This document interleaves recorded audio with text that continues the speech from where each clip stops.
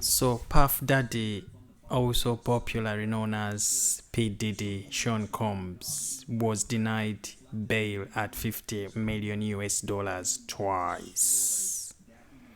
So that really tells the seriousness of his case. He was arrested the other day for racketeering, sex trafficking, and coercion. All of those really, really terrible acts that people can get involved in for the sake of making money, becoming famous. Puff Daddy had built an empire through these activities, allegedly. Um, New York Police Department raided his home the other day and they seized items, some of those that were extremely interesting. And so his case is a very, very unique one because we are told that they said he has to remain behind bars until the judge decides P. Diddy's fate. But what do we learn from this case here? I think we have a lot to learn. And for the young ones coming through the system, those who are musicians building their careers, I think P. Diddy is going to provide an example of what not to do and not to follow as you rise to the top. Now we know that so many artists have worked or passed through P. Diddy's hands, but allegedly all of those artists, including Justin Bieber, went through a lot, allegedly. And those things might start to come out. It is going to be a matter of time.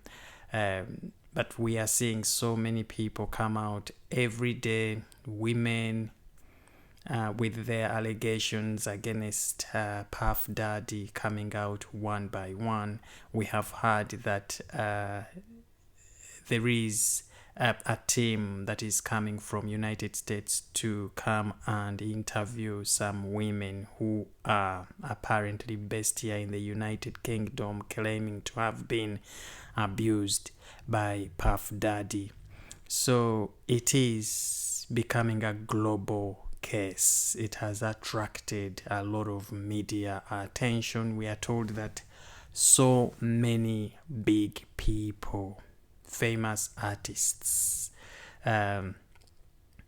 could be involved in this Puff Daddy case. So we are keeping our eyes open and we hope that we don't see many other surprises coming up. So why did they deny Puff Daddy bail? And moreover, 50 million US dollars. That's a lot of money that would have easily been accepted as bail from Puff Daddy. But why did they deny him that bail? Twice, not just once.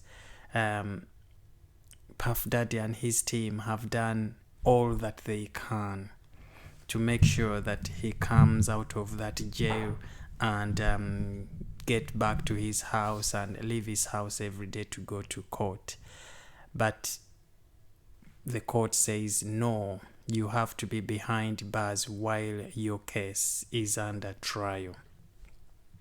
Puff Daddy had accepted to give in his passports, his children's passports, his mother's house, a lot of all these big properties. He was willing to give them in as part of bail to show them how he was going to be respectful of this whole court process. But they said, no, you have to stay behind bars.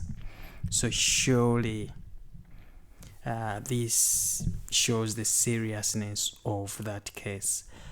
But we are also told that the other reason why they decided to deny him bail is because Puff Daddy has an history of tormenting and torturing people, witnesses.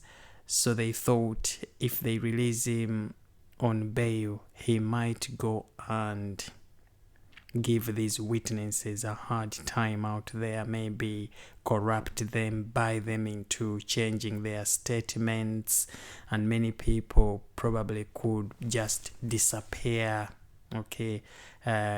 and never to be seen again to give evidence against him. So they decided that for this process to be as smooth and for the authorities to gather as more information as they wanted, it is only ideal that Puff Daddy, Combs P Diddy, remains in jail so that this whole process is not sabotaged. And I think that is the right course of action going forward, because solving this case is going to be a major cleanup in this music industry, and all of these big music stars doing all these sorts of things to get money and become more rich and famous while playing on innocent lives and abusing men and women is very unacceptable. So that story is trending right now. What are your thoughts about P. Diddy and him being denied bail twice? But if at all these people learn to also believe in themselves and do things rightly, seek guidance, be more humble, loyal, because if we do things in more evil ways and wanting to use those evil ways of gaining fame and money, evil catches up with people eventually. And this is what we are seeing happen with Combs P Diddy.